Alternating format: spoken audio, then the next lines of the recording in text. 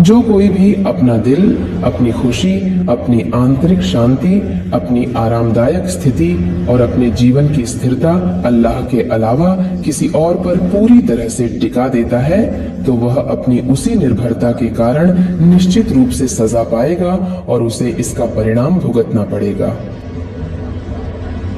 अगर आप अपनी खुशी को किसी एक व्यक्ति या कैंपस ए पर निर्भर कर देते हैं, तो आपको उसी कैंपस ए के कारण कष्ट झेलना पड़ेगा।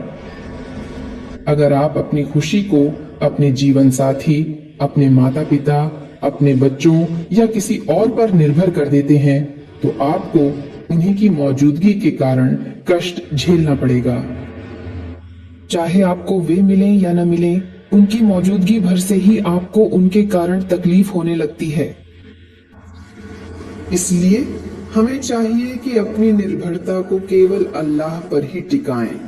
अगर किसी बुराई या खराबी पर निर्भरता है तो कोई बात नहीं, वह तो स्वाभाविक है। हमें पूरी तरह से इंसानों पर निर्भर रहने की जरूरत नहीं है, क्योंकि इससे हमें निराशा ही मिलेगी।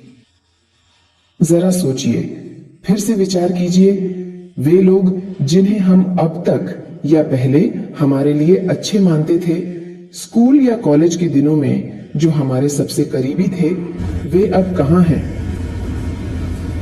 वे सब कहाँ चले गए?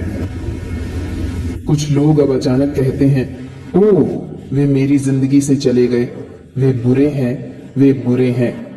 नहीं, जरूरी नहीं कि उनका जाना उनकी बुराई की वजह से हो।